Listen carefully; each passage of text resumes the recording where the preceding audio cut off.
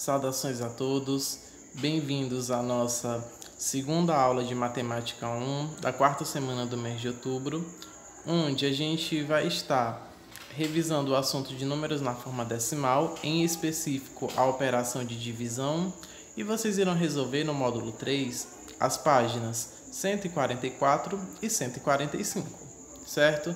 Espero que todos estejam bem. Vamos ter em mãos caderno, lápis, caneta para fazer as principais observações e também não esquecer de que nas quintas-feiras nós temos o nosso plantão de tira dúvidas, onde vocês podem estar entrando na nossa aula ao vivo para tirar as principais dúvidas existentes em relação ao conteúdo, tá bom? Então, na aula passada a gente havia estudado a divisão entre dois números naturais de modo que o quociente seja um número decimal. Por exemplo, 1 dividido por 3. Nós vimos que como 1 é menor que o 3, não é possível a gente dividir de cara. Para isso, a gente vai acrescentar um zero após o 1, a gente obtém o número 10. E no quociente, a gente vai acrescentar um zero e uma vírgula. Agora eu vou dividir 10 por 3, que é igual a 3. 3 vezes 3, 9. De 9 para 10 falta 1. Como eu já havia acrescentado um zero anteriormente, eu posso continuar acrescentando zeros. Eu tenho 10 dividido por 3, que eu sei que é 3. 3 vezes 3 é 9. De 9 para 10 falta 1. Observem que o 3 vai ficar se repetindo e sempre vai ficar sobrando um 1 no resto. Então, quando você divide 1 por 3, vai ficar 0,33333. A gente chama isso de dízima periódica, em que o período é o número 3, porque ele é o que se repete, tá bom? Além disso, a gente vai ver a divisão entre números decimais. Então, vamos ver a seguinte situação. Diana tinha 2,6 metros de fita. Ela quer dividir essa fita em pedaços iguais, medindo 0,2 centímetros cada uma. Quantos pedaços de fita serão obtidos após essa divisão? Então, para solucionar esse problema, a gente vai dividir 2,6 por 0,2. Vejam que nós temos uma divisão entre dois números decimais. Observem também que existe a mesma quantidade de algarismos de casas decimais após a vírgula, tanto no dividendo quanto no divisor. Quando isso acontece, a gente elimina a vírgula para efetuar a divisão. Então, eu vou ter 26 dividido por 2.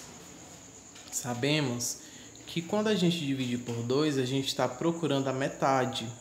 E a metade de 26 é 13. 13 vezes 2 é 26. De 26 para 26 não falta nada. Assim, ela obterá 13 pedacinhos de fita. Certo?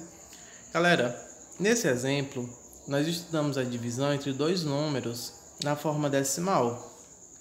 E a gente vai dar continuidade. Eu tenho aqui a divisão de 2,4 por 2. Ou seja, nós temos a divisão entre um número decimal e um número natural.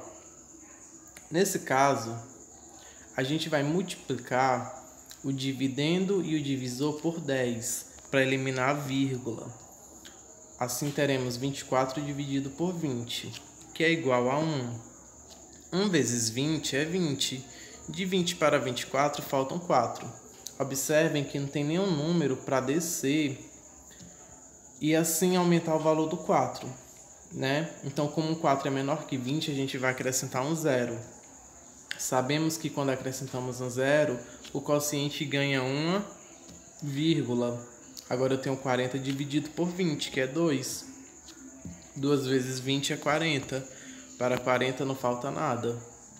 Então, 2,4 dividido por 2 é igual a 1,2. E com base nesses conhecimentos que adquirimos ao longo das aulas sobre divisão envolvendo números decimais, a gente vai resolver as páginas 144 e 145, além de que essa videoaula ela também serve para que você possa estudar um pouco mais e resolver a atividade da aula passada, que é referente ao mesmo conteúdo. Tá bom? Também quero lembrá-los da importância de, ao resolver a atividade, tirar foto, anexar no Classroom e postar, tá bom? Então, na página 144, na verdade, ela é uma revisão do que já foi estudado a respeito dos números decimais. Na primeira parte diz: números na forma decimal tem uma vírgula para separar a parte inteira da parte. Aí você vai preencher. Aí nós temos o material dourado, né? Um cubo, que é uma unidade.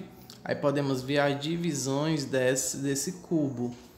Temos aí uma plaquinha que uma dessas partes é 1/10, ou o 0,1 do cubo, que lê-se 1, aí você vai preencher se é décimo, centésimo ou milésimo. Aí tem a plaquinha, a barrinha, né? Uma dessas partes é 1/100, ou 0,01 do cubo, lê-se 1, aí você vai preencher com décimo, centésimo ou milésimo. Uma dessas partes é 1/1000, que é só uma continha, né? Ou 0,001 do cubo, que lê-se 1, aí você preenche. Continuando. Ao comparar dois números na forma decimal, verificamos primeiro as partes, aí você preenche. Caso as partes inteiras sejam iguais, comparamos as partes, preenche. Para facilitar a comparação, podemos igualar a quantidade de casas decimais acrescentando à direita do número. Ao compararmos os números a seguir, usando os símbolos de maior que e menor que, concluímos que 3,569 é maior que ou menor que 7,82. 4,69 é maior que ou menor que 4,675. Na adição ou subtração envolvendo números na forma decimal, escrevemos os números de maneira que as fiquem alinhadas, uma abaixo da outra. Em seguida, igualamos a quantidade de casas decimais, acrescentando zeros se necessário.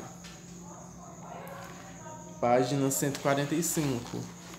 Para multiplicar um número na forma decimal por outro número na forma decimal, podemos desconsiderar as para efetuar o cálculo.